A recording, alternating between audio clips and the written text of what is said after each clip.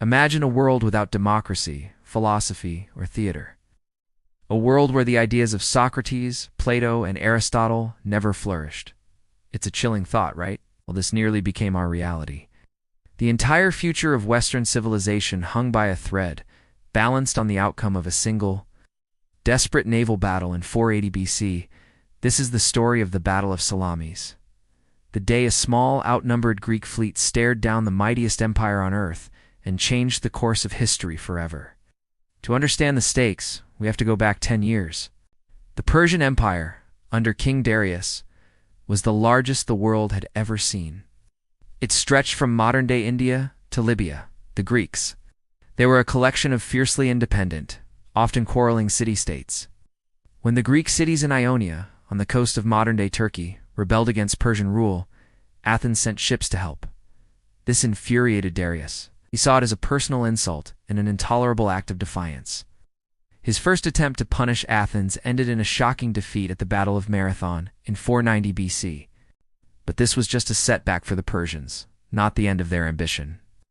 10 years later, Darius's son, Xerxes, inherited the throne and his father's burning desire for revenge. He wasn't just coming to punish Athens, he was coming to conquer all of Greece and absorb it into his vast empire. Xerxes assembled an army and a navy of unprecedented scale. Ancient historians like Herodotus give almost mythical numbers over 1 million soldiers and more than 1,200 ships.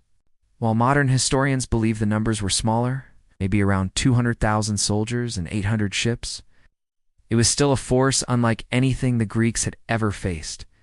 It was a tidal wave of conquest rolling west. As Xerxes' massive army marched south, panic gripped Greece. Many city-states, seeing the overwhelming odds, chose to submit to Persian rule, a process known as medicine. They offered earth and water as tokens of surrender.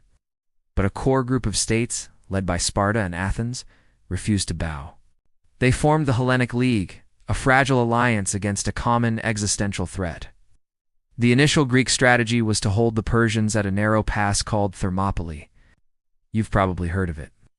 King Leonidas of Sparta and his legendary 300 Spartans, along with several thousand other Greek allies, made a heroic stand. For 3 days, they held back the entire Persian army, inflicting heavy casualties.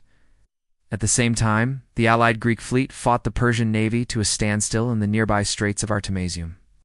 But a traitor revealed a mountain path that allowed the Persians to outflank the Greeks. Leonidas and his men fought to the last, buying precious time for the rest of Greece. With Thermopylae fallen, the path to Athens was wide open. The Greek fleet, having suffered losses at Artemisium, retreated south. The people of Athens had a gut-wrenching choice to make. The city's leader, a brilliant and cunning politician named Themistocles, convinced them to abandon their homes.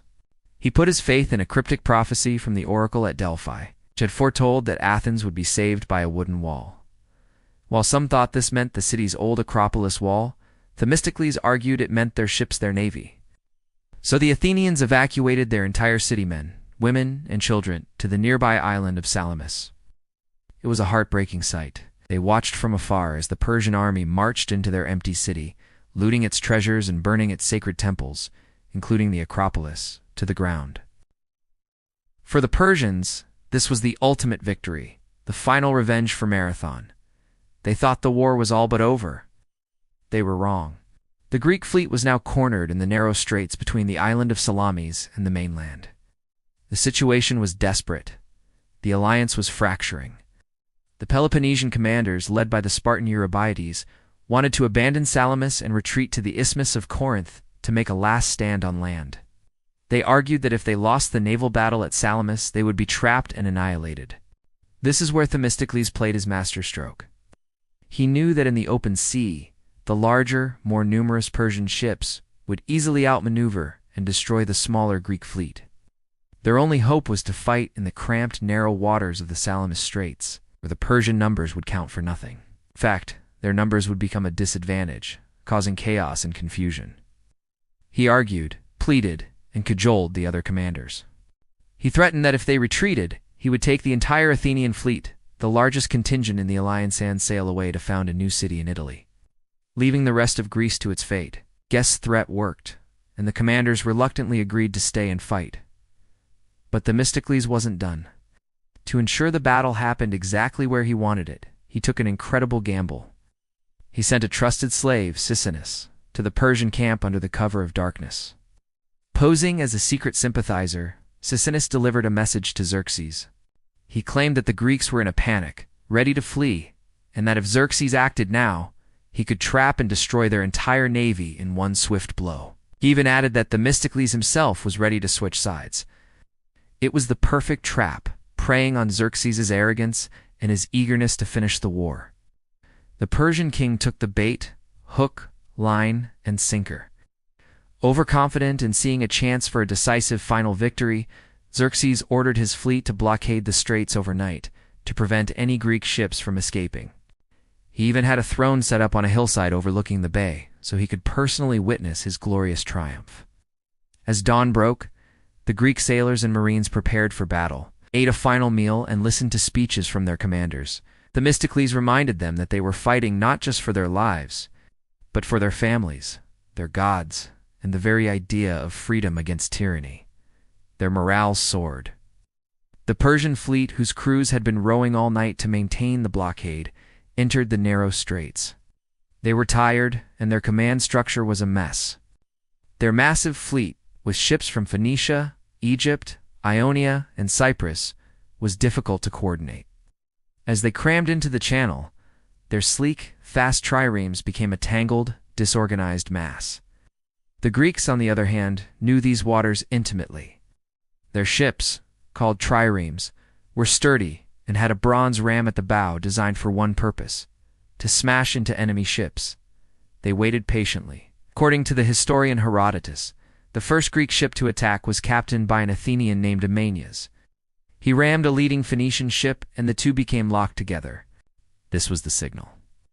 The battle erupted into a brutal, chaotic melee. The Greeks, disciplined and motivated, executed their plan perfectly. They used their heavier ships to ram the Persian vessels, shearing off their oars and punching holes in their hulls. The narrow space prevented the Persians from using their superior numbers and sailing skills. Their own ships collided with each other, creating a massive traffic jam of shattered wood and drowning men. The Greek marines would then board the crippled Persian ships, turning the naval battle into a series of vicious land battles on floating decks. Xerxes watched in horror from his throne as his invincible navy was systematically dismantled. He saw his finest commanders killed, and his most powerful ships sunk or captured. The sea ran red with blood. Queen of Halicarnassus, Artemisia, a Greek ruler fighting for the Persians, famously escaped by ramming one of her own allied ships to trick the Greeks into thinking she was on their side. By the end of the day, it was a rout. The Greeks had lost around 40 ships. The Persians had lost over 200, with many more captured. The psychological blow was even greater than the material loss. Xerxes' confidence was shattered. His dream of conquest was drowning in the Bay of Salamis. Fearing that the Greeks would sail to the Hellespont and destroy the bridges his army had used to cross into Europe. Cutting off his line of retreat, Xerxes panicked. He left a portion of his army in Greece under his general Mardonius and fled back to Persia with the bulk of his forces. The threat of immediate total conquest was over. The following year, in 479 BC, the remaining Persian army under Mardonius was decisively defeated by a unified Greek army at the Battle of Plataea. At the same time, the remnants of the Persian navy were destroyed at the Battle of Mycale. The Persian invasion was finally and completely repelled. The victory at Salamis did more than just save Greece from conquest. It ignited a golden age, particularly for Athens. The confidence and unity forged in the war propelled Athens to become the dominant power in the Aegean. It led to the Delian League, which eventually became the Athenian Empire. This period saw the flourishing of democracy, the construction of the Parthenon, the birth of tragic drama with Aeschylus, Sophocles, and Euripides, and the philosophical inquiries of Socrates. The ideas and the culture that developed in the wake of Salamis became the foundation of Western civilization. The concepts of citizen rights, political freedom, rational inquiry, and artistic expression were allowed to grow and spread. Had the Persians won, Greece would have become just another province in a vast empire, and its unique cultural and political experiments would have been extinguished. The world we live in today, would be unrecognizably different. So, the next time you think about the pillars of modern society, remember that desperate day in the Straits of Salamis. Remember the Athenian leader who bet everything on a wooden wall, and the Greek sailors who, against all odds, defended their freedom, and in doing so, shaped the future for all of us. Thank you for watching. If you found this journey back in time fascinating, please hit the like button, subscribe to our channel, and ring that notification bell so you don't miss our next deep dive into history. See you next time.